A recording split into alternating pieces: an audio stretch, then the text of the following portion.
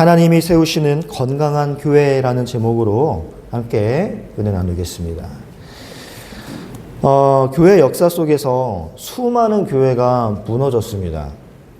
그런데 교회가 무너지는 이유는 놀랍게도 외부의 핍박 때문에 무너진 게 결단코 아니에요.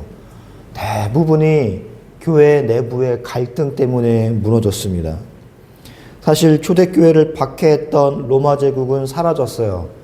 하지만 교회는 오늘날까지 남아 있습니다. 하지만 어떤 교회는 성도들끼리 다투다가 무너집니다. 어떤 교회는 장로와 집사가 싸우다가 무너집니다. 교역자들 간의 갈등과 서로 간의 이기심 때문에 무너지는 교회가 많이 있습니다. 사탄이 너무나 이걸 잘 알고 있고 너무나 잘 써먹고 있습니다. 사탄은 언제나 교회 안에 불평과 원망을 심으려고 틈을 보고 있어요.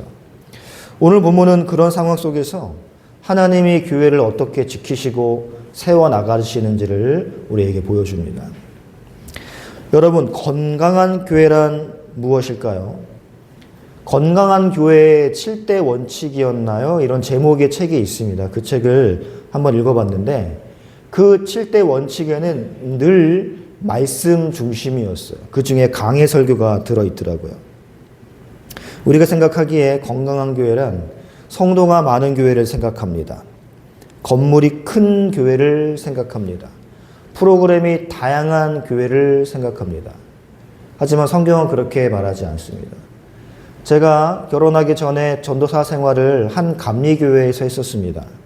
거기에서는 특정 프로그램을 운영을 했었는데 그 프로그램 때문에 교회가 굉장히 커졌어요.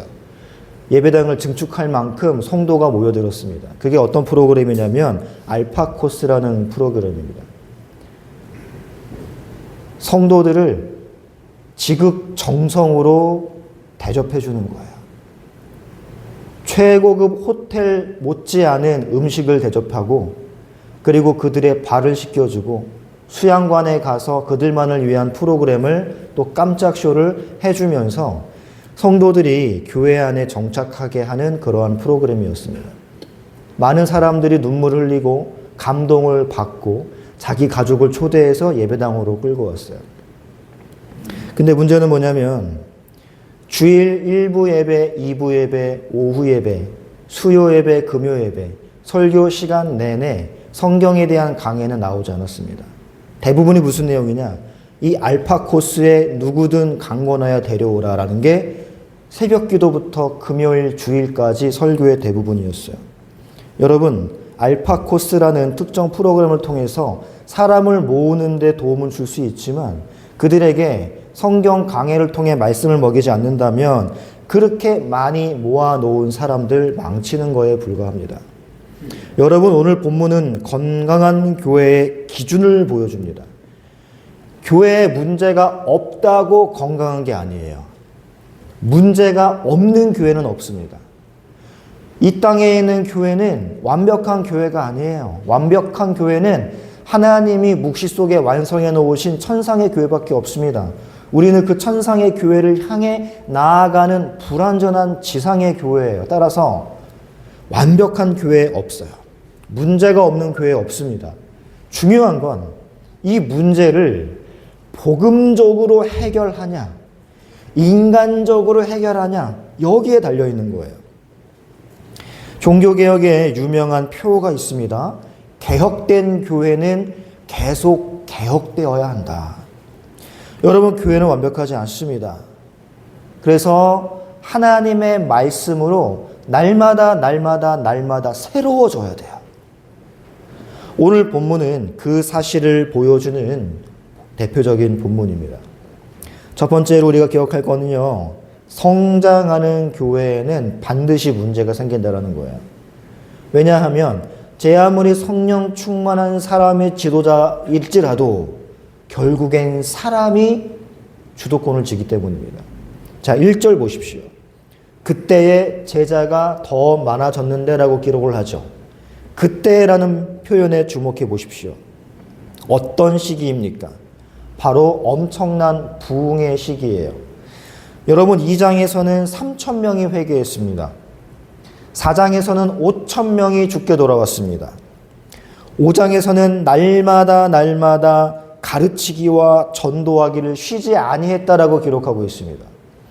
여러분 교회 역사상 정말로 보기 드문 대부흥이 일어나고 있는 시기가 바로 그때예요. 그런데 바로 그 시점에 문제가 발생했죠. 우리는 생각합니다. 성령 충만하면 갈등이 없을 거다. 오해예요. 은혜 받으면 싸움이 일어나지 않을 거다. 오해입니다. 성경은 그렇게 말하지 않아요. 성령 충만했던 초대교회도 그 위대한 사도들이 지도자가 되었던 그 교회에도 문제는 발생했다는 거예요. 여기서 우리는 현실적인 교훈을 배워야 됩니다. 교회 안에 문제가 있다고 놀랄 필요가 없어요. 문제가 있냐 없냐가 중요한 게 아니라 그 문제를 어떻게 해결하느냐가 중요한 겁니다. 사랑하는 성도 여러분, 교회는 세상과 달라요. 교회는 그리스도의 몸입니다.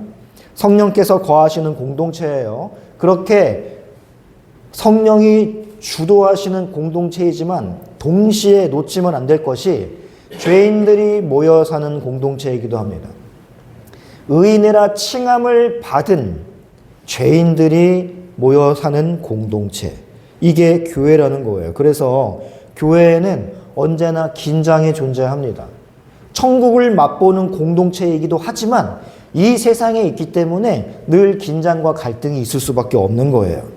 하나님의 역사하시는 공동체이지만 아직 성화를 밟고 있는 공동체라는 걸 기억해야 됩니다. 영화롭게 된 공동체가 아니에요. 그래서 문제가 생기는 게 당연하다라는 겁니다. 근데 여러분, 누가가 의도적으로 그때에 하면서 부흥의 시기를 언급한 이유가 무엇일까요? 오늘 본문의 문제가 부흥의 실패가 아니라 부흥의 결과라는 걸 보여주기 위해서입니다. 교회가 성장하지 않았다면, 수적으로 많아지지 않았다면 오늘 본문의 문제는 발생하지 않았겠죠. 성도가 몇 명 또는 10여 명밖에 되지 않는다면 누구에게 어떤 문제가 있는지, 누가 어떠한 마음을 품고 있는지, 누가 아파서 예배당에 결석했는지 쉽게 확인할 수 있습니다. 그런데 폭발적으로 수가 늘어나자 행정적으로 한계에 다다른 거예요. 많은 성도들이 교회 안에 문제가 생기면 하나님이 안 계신 것 아니야 라고 생각합니다. 하지만 성경은 정반대를 보여줍니다. 교회가 건강하게 성장하는 데에도 문제는 발생할 수 있다는 것이죠. 그래서 사탄은요, 위기의식을 느꼈는지 외부 핍박으로 실패하자 교회 내부의 불평을 통해 교회를 무너뜨리려고 다시 시도합니다. 사도행전 4장에는 감옥이 등장하죠. 사도행전 5장에는 채찍질을 당합니다. 그래도 교회가 무너지지 않아요.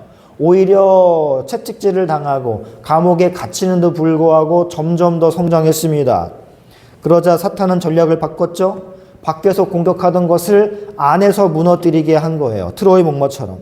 아나니아와 삽비라를 이용해 교회 안에 거짓을 심고 성령을 의식하기보다 사람의 평가를 의식하는 그러한 공동체가 되도록 시도했습니다. 하지만 성령 충만한 베드로를 통하여 하나님의 교회를 보호하셨지요. 이것도 실패하자 이제는 오늘 본문에서 원망을 심고 분열을 심고 있는 걸 보게 됩니다. 교회는요, 외적 공격보다 내부 갈등이 더 무서운 거예요. 그래서 사탄은 언제나 공동체, 관계 안에서 일하려고 그래요. 누군가에 대한 속상한 마음, 불평과 불만 이런 게 생긴다면 이게 그놈 짓이구나라고 생각하시면 됩니다. 근데 중요한 게 있습니다. 문제가 발생했어요. 하지만 교회는 그 문제를 숨기려 하지 않았습니다. 누가는 이 사건을 기록하면서 교회의 약점을 감추지 않아요.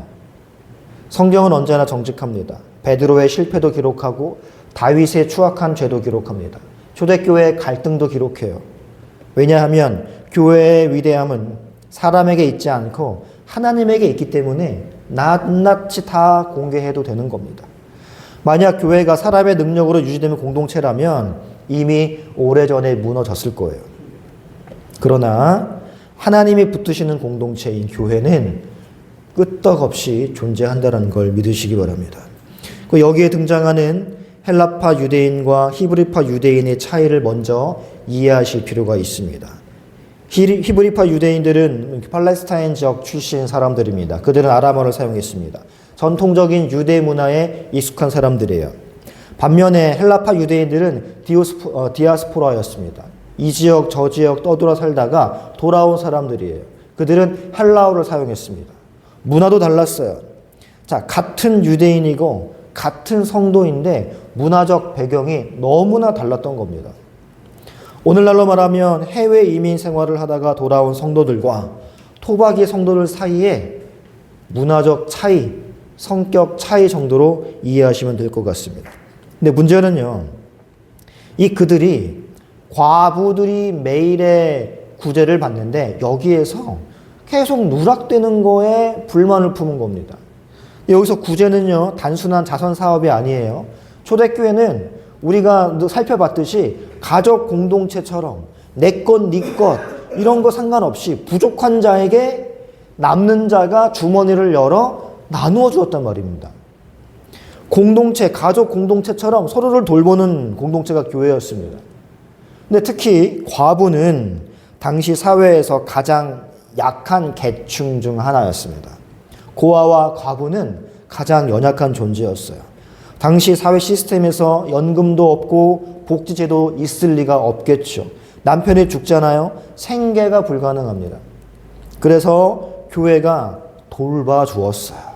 그런데 이 헬라파 과부들이 소외되었다라고 느끼는 거예요. 실제로 차별이 있었는지 아니면 단순한 행정 실수였는지는 알 수가 없습니다. 그러나 중요한 건 그들이 상처를 받았다는 거예요. 교회는 그 상처를 무시하지 않습니다. 허구한 날 상처받고 그래 그냥 내비둬 이러지도 않았어요. 주의 깊게 들여다보았습니다. 교회는 단순히 여러분이 오해한 거예요 라고 치부하고 넘어가지 않았습니다. 오해보다 상처가 더 중요할 수 있기 때문이에요. 사랑은요, 사실을 설명하는 게 아니라 상처를 치유하는 데까지 가야 됩니다. 건강한 교회는 문제가 없는 교회가 아니라 이 문제를, 이 상처를 복음적으로 해결하려고 노력하는 교회가 건강한 교회예요. 두 번째 기억할 것은요, 건강한 교회는요, 말씀과 기도의 우선순위를 아는 교회입니다. 2절로 4절에 보십시오. 사도들이 어떻게 반응합니까? 2절 함께 읽어볼까요? 2절 시작. 12사도가 모든 제자를 불러 이르되 우리가 하나님의 말씀을 제쳐놓고 적대를 일삼는 것이 마땅하지 아니하니. 아멘. 여러분, 이 말씀을 읽으면 자칫 오해하기 쉬울 수 있습니다. 마치 사도들이 구제 사역을 하찮은 것으로 여기는 걸로 들릴 수 있거든요. 하지만 그렇지 않아요. 사도들은 구제 사역의 중요성을 누구보다 더 잘 알고 있었습니다. 그래서 사도들이 지도자로 있을 때 네 것 내 것 없이 어려운 자에게 구제할 수 있도록 자기 소유를 주장하지 않는 공동체가 된 거지요. 뿐만 아니라 예수님이 그들에게 가난한 자를 돌보라고 명령하셨고 초대교회 역시 이 구제의 중요성을 알고 있고 감당하고 있었습니다. 근데 문제는요, 이 구제의 중요성이 아니라 우선순위의 문제였습니다. 사도들은 하나님께서 자신들에게 맡기신 본래의 사명을 분명히 알고 있습니다. 그것이 말씀과 기도예요. 우리가 이 일을 계속하다 보면 결국 하나님께서 맡기신 가장 중요한 사역을 놓치게 된다. 그것을 우려한 겁니다. 아마도 당시에는 사도들이 말씀도 준비하고 기도도 함께 하면서 구제 사역에 적극적으로 동참한 것 같아요. 하지만 이제는 사도들이 이거를 나누고자 하는 겁니다. 오늘날 교회가 가장 경계해야 할 위험이 무엇일까요? 교회가 바빠지는 것 자체가 문제는 아니에요. 바쁜 것 때문에 본질을 잃어버린 게 문제라는 겁니다. 프로그램은 많아졌는데 말씀은 약해질 수 있어요. 행사는 많아졌는데 기도가 약해질 수 있습니다. 봉사는 많아졌는데 복음이 희미해질 수가 있어요. 그러면 안 된다는 거예요. 사도들이 이걸 경계하는 겁니다.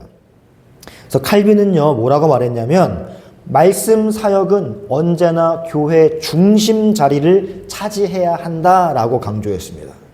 교회 중심 사역에 말씀 사역이 주를 이루고 있지 아니하면 그 교회는 흔들릴 뿐입니다. 이 말씀이 주를 이루고 그 다음에 교회가 봉사를 하고 구제를 해야 건강한 교회로 나아갈 수 있어요.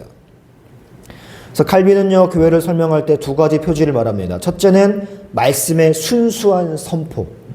말씀만 선포되어야 되는 거예요.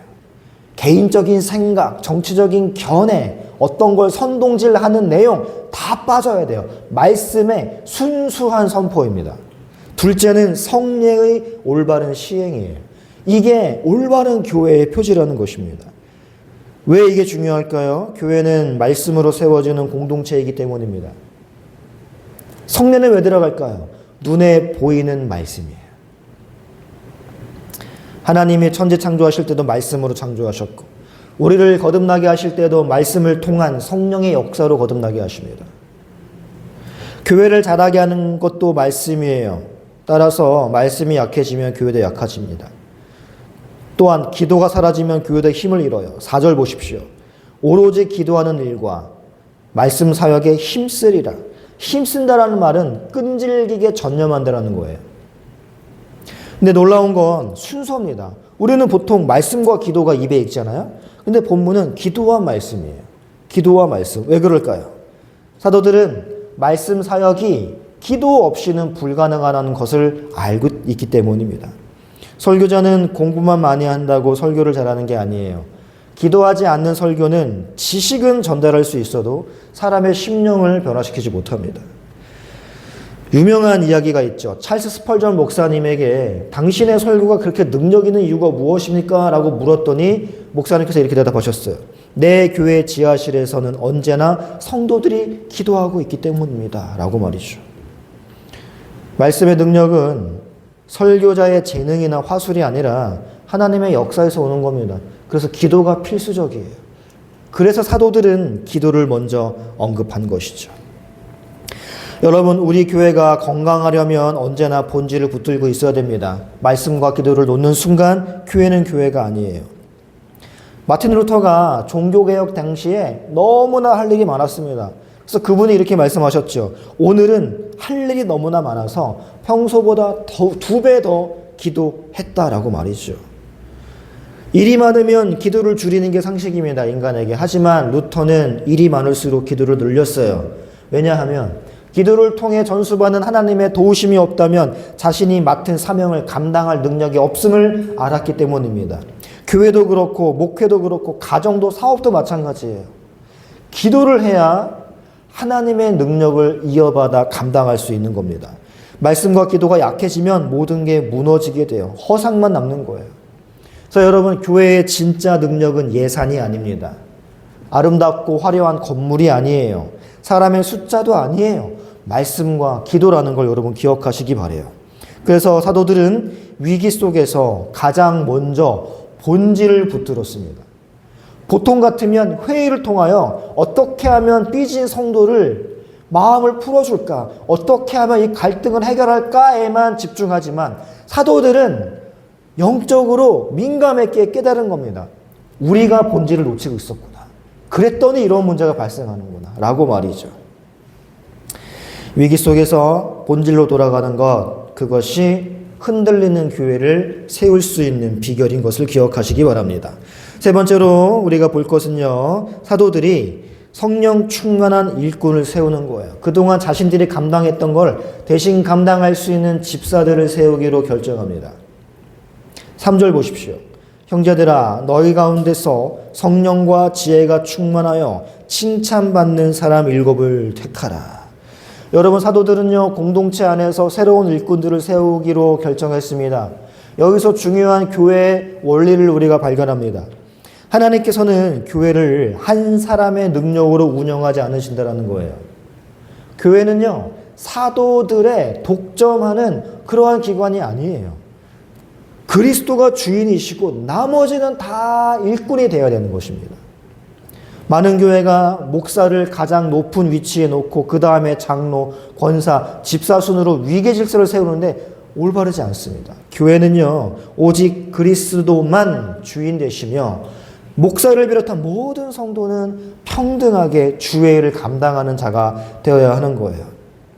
그래서 여러분, 사도들은요, 직분과 은사를 통해 교회를 세워가기로 다시 한번 결정합니다. 이것이 올바른 방법이죠. 여러분, 에베소서 4장 가보겠습니다. 바울이 그리스도께서 교회에 다양한 직분을 주셨다라고 말씀을 하는데요. 4장 11절 12절 함께 읽어보겠습니다. 시작. 그는 어떤 사람은 사도로, 어떤 사람은 선지자로, 어떤 사람은 보험자라는 자로, 어떤 사람은 목사와 교사로 삼으셨으니 이는 성도를 온전히 하여 봉사의 일을 하게 하며 그리스도의 몸을 세우려 하심이라. 아멘. 여러분, 교회 안에 사도도 있었고 선지자도 있었고 복음 전하는 자도 있습니다. 목사와 교사도 있어요. 자, 이렇게 다양한 직분이 존재하는 이유가 뭐라고 사도 바울이 설명합니까? 성도를 온전하게 하고 교회를 올바르게 세우기 위해서라는 거예요. 그러니까 직분은요, 권한이 아니라 성도를 올바르게 하고 교회를 올바르게 세우는 데 사용한 필요한 조건이라는 거죠.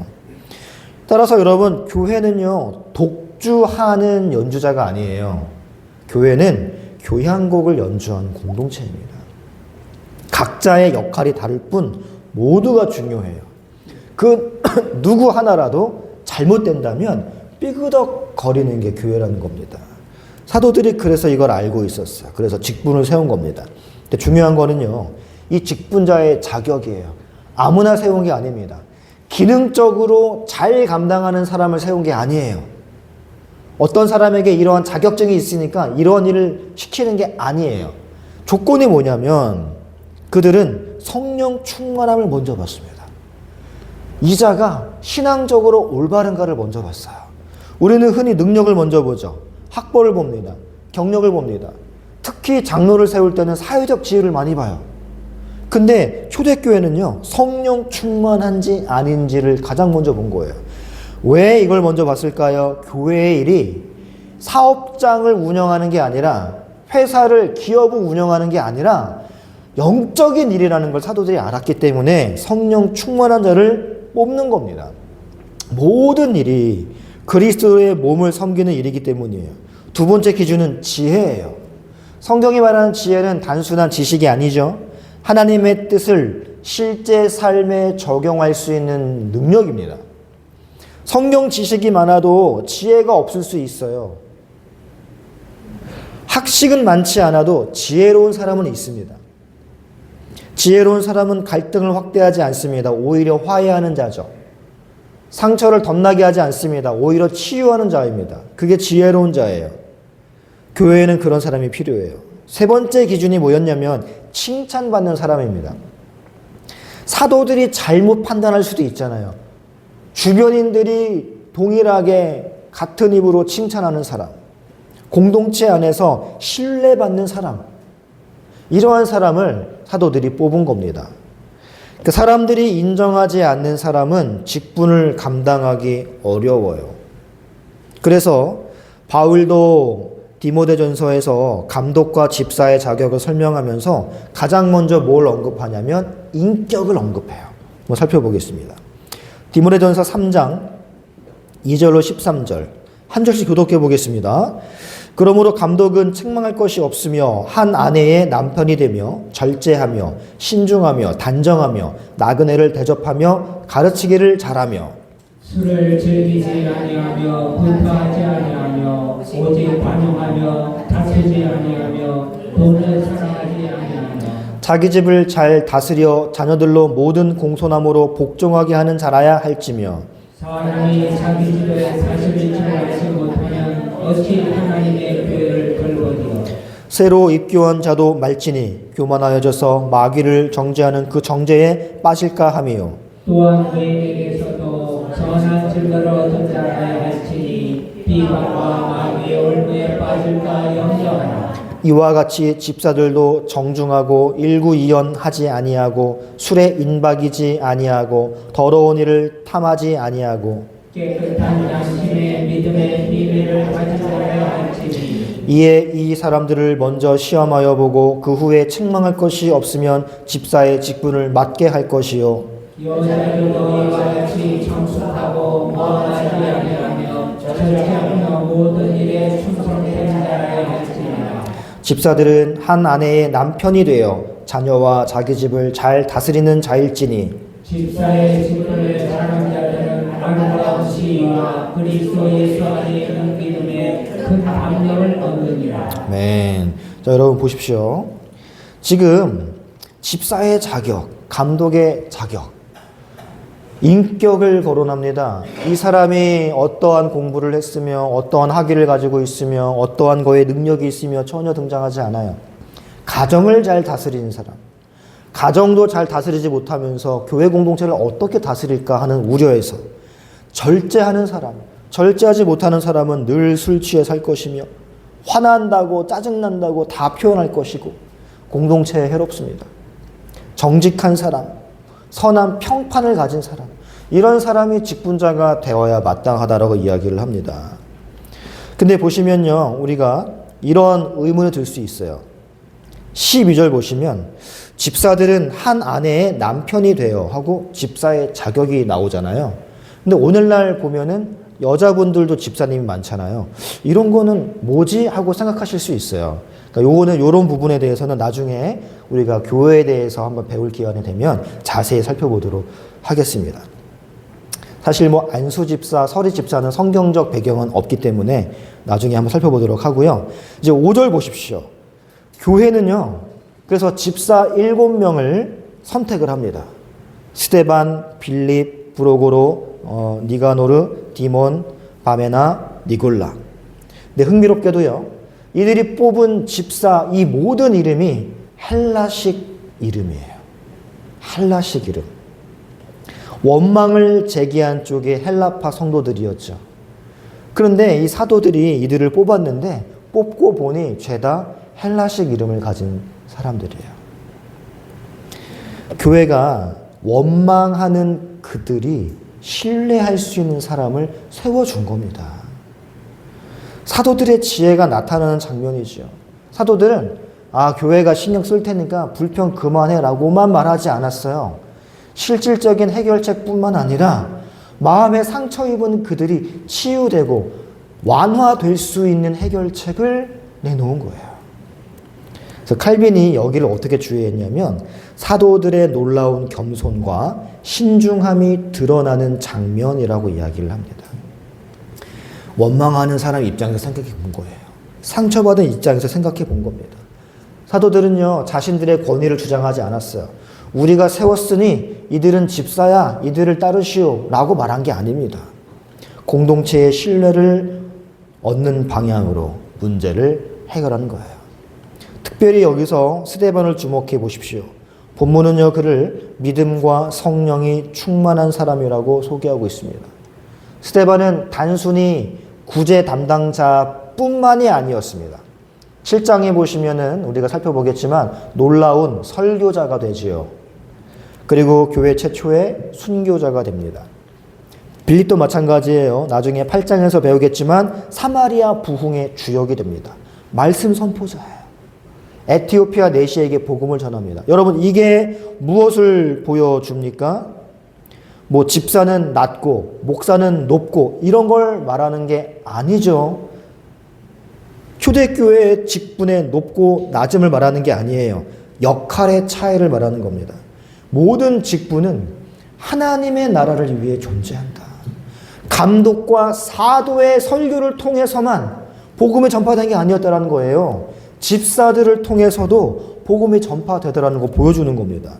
그래서 교회의 직분은 그리스도의 통치를 드러내는 도구예요. 그리스도의 통치를 드러내는 도구. 교회 안에서 직분자는 자신의 권위를 내세우는 사람이 아닙니다. 그리스도의 권위를 섬김으로 나타내는 사람. 이게 직분자예요. 그래서 예수님도 말씀하셨어요. 너희 중에 큰 자는 섬기는 자가 되라고 말이죠. 세상은 높은 자리에 올라가라고만 말을 합니다. 그러나 교회는 더 낮은 자리로 내려가라고 말을 합니다. 세상은 접대를 받으라고, 대접을 받으라고 말을 합니다. 하지만 교회는 섬기라고 말을 합니다. 왜냐하면 우리 주님이 머리이시며 주님께서 그리하라 말씀하셨고 우리의 머리 되신 그분이 그리 사셨기 때문입니다. 예수님은 하늘보좌를 버리시고 종의 형체를 입으시고 제자의 발을 씻기셨습니다. 십자가에서 발가벗겨져 죽으셨습니다. 가장 위대하신 그분이 가장 낮은 자리로 내려오셨는데 그분이 우리 공동체의 우두머리세요. 그러면 교회는 당연히 그분의 모습을 따라가야 되는 것입니다. 그래서 교회의 직분은요, 본질적으로 섬김이에요. 직분을 받을 때마다 우리는 명예를 생각하는 게 아니라 책임을 생각해야 됩니다. 권리를 생각하는 게 아니라 헌신을 생각해야 돼요. 이제 마지막으로 본문의 결과를 볼까요? 이렇게 사도들이 본질에 집중하고 지혜롭고 성령 충만한 7 집사를 세웠습니다. 그러자 7절에서 어떠한 결과가 발생했습니까? 하나님의 말씀이 점점 왕성해졌다라고 기록합니다. 원수 마귀는 교회를 무너뜨리려고 교회 안에 원망과 불평을 심었는데 본질을 붙들고 있는 사도들을 통하여 하나님은 교회를 보호하실 뿐만 아니라 말씀이 점점 더 왕성해지는 결과를 보여주시는 거예요. 교회가 갈등을 건강하게 해결하자 말씀이 더욱 왕성해졌습니다. 제자의 수가 더 심히 많아지고 부흥이 계속됩니다. 심지어는 허다한 제사장의 무리도 이 도에 복종했대요. 이 제사장은 누구입니까? 다시는 그 이름으로 말하지 마라라고 핍박하던 그들의 무리 아닙니까? 그런데 이 제사장의 무리도 그리스도의 도에 복종하는 놀라운 결과가 발생하기 시작했어요. 가장 적대적이던 그들이 회심한 거예요. 여러분, 이게 하나님이 일하시는 방식입니다. 교회뿐만 아니라 가정도 마찬가지예요. 가정에 문제가 발생합니까? 그거 해결하는 데 혈안되어서 아무것도 보지 못하는 존재가 되지 마시고 본질을 붙드는 가정이 되보십시오. 말씀과 기도에 집중해 보십시오. 하나님이 보호하실 뿐만 아니라 더 흥왕하게 하신다는 걸 믿으시기 바랍니다. 말씀의 결론 내리겠습니다. 오늘 본문은 우리에게 건강한 교회의 특징을 소개해 줍니다. 건강한 교회는 문제가 없어서 건강한 게 아니었습니다. 문제를 신앙적으로, 복음적으로 해결하기 때문에 건강한 거예요. 두 번째는 건강한 교회는 어떤 상황에서도 말씀과 기도의 우선순위를 놓치지 않습니다. 교회의 생명은 사람의 수와 프로그램이 아닙니다. 교회의 능력은 인간의 전략이 아니라 말씀과 기도라는 걸 기억하십시오. 세 번째로 건강한 교회는 성령 충만한 사람을 일꾼으로 뽑아요. 오래 신앙생활하고 오래 교회 다녔다고 직분을 주는 게 아니라 성령 충만함이 입증된 사람만을 일꾼으로 뽑는다는 겁니다. 하나님은 한 사람의 영웅을 통해 일하지 않습니다. 함께 섬기는 공동체를 통해 일하십니다. 오늘 우리의 모습을 한번 돌아보면 좋겠습니다. 혹시 원망하는 자리에 서 있는가 아닌가? 혹시 문제가 있을 때 본질보다 주변적인 일에 마음을 빼앗기지는 않는가? 혹시 섬김보다 대접을 받기를 더 원하지는 않는가? 하나님께서 오늘도 당신의 교회를 세워가십니다. 말씀으로 세우시고 기도로 세우시고 성령 충만한 섬김으로 세우십니다. 우리 모두가 그 일에 귀하게 쓰임받는 모든 도구가 될 수 있기를 축복합니다. 그리고 우리 베들쉼터 교회도 초대교회처럼 갈등이 없을 수는 없어요. 갈등과 문제가 발생할 때마다 그 위기 속에 더욱 복음의 능력을 나타낼 수 있는 건강한 교회로, 말씀과 기도가 충만한 교회로 자라가기를 주의 이름으로 축복합니다. 찬양하고 함께